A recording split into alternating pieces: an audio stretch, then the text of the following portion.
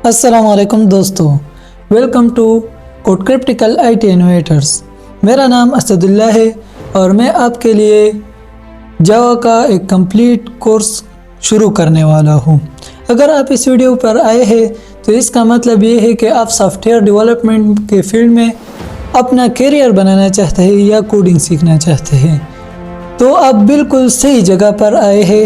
Let get started. इस course का outline हमारे पास क्या है, हम इस कोर्स में क्या क्या सीखेंगे। तो पहले हम इंट्रोडक्शन करेंगे कि जावा क्या चीज़ है, कहाँ इस्तेमाल होता है। इसके बाद हम अपना पहला प्रोग्राम लिखेंगे डाउनलोडिंग के बाद और इसको समझेंगे। फिर वेरिएबल जानेंगे, वेरिएबल क्या चीज़ है। फिर डेटा टाइप समझेंगे, कांस्टेंट्स वैल्यू समझेंगे, इनपुट्स सीखेंगे कि इनपुट्स कैसे लेना है यूज़र से। फिर ऑपरेटर्स समझेंगे कि हमें डेटा पर ऑपरेशन कैसे करना है। टाइप कास्टिंग सीखेंगे। फिर कमेंट्स एंड कोड स्ट्रक्चर सीखेंगे कि हमारा कोड कैसा होगा, हमारे पास कौन सा एग्जीक्यूट होगा, कौन सा एग्जीक्यूट नहीं होगा। फिर कंडीशनल प्रोग्रामिंग के हम एक कंडीशन लगाएंगे कि अगर ये चीज़ हो तो हमारे पास ये ब्लॉक रन हो जाए, ये एग्जीक्यूट हो जाए, बाकी ये एग्जीक्यूट नहीं होना है। फिर नेस्टेड कंडीशन समझेंगे। इसके बाद लूप समझेंगे कि हमें एक ब्लॉक को बार बार रिपीट करना है तो उन्हें कैसे करेंगे। फिर एरे समझेंगे, स्ट्रिंग समझेंगे। फिर ऊप्स कंसेप्ट समझेंगे कि हमारे पास ऊप्स की ज़रूरत क्यों है और ऊप्स के फिलर कौन से है। फिर पैकेजेस समझेंगे कि जावा में कौन कौन से पैकेजेस है, access modifier.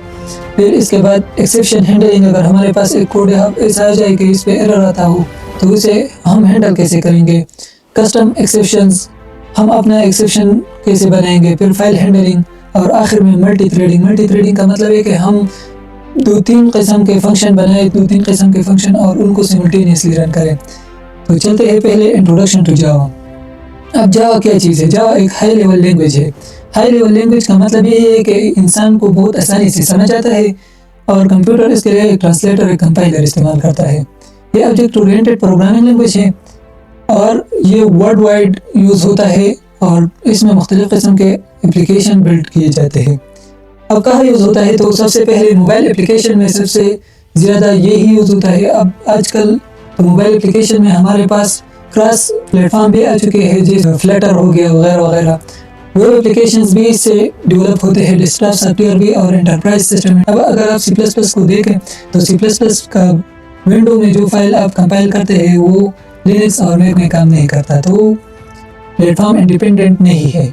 Java platform independent language है। अब कंपोनेंट ऑफ जावा, पहले इनमें है Java development kit. Java development kit क्या है?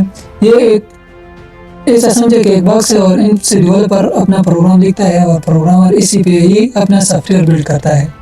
अब जावा रन टाइम एनवायरनमेंट क्या है? JRE, ये इनेबल करता है कि ये मशीन को इनेबल करे, इनका काबिल बनाए कि ये जावा प्रोग्राम को रन करे, और JVM प्रोग्राम को रन करता है। अब JRE और JVM के एक मिसाल मैं आपको देता हूँ जिससे आप समझ सकेंगे। अगर आपके पास एक कंप्यूटर है, आप इनमें ऑपरेटिंग सिस्टम इंस्टॉल करते हैं, तो ये ऑपरेटिंग सिस्टम कंप्यूटर को इनका काबिल बनाता है कि ये वीडियो प्ले करे।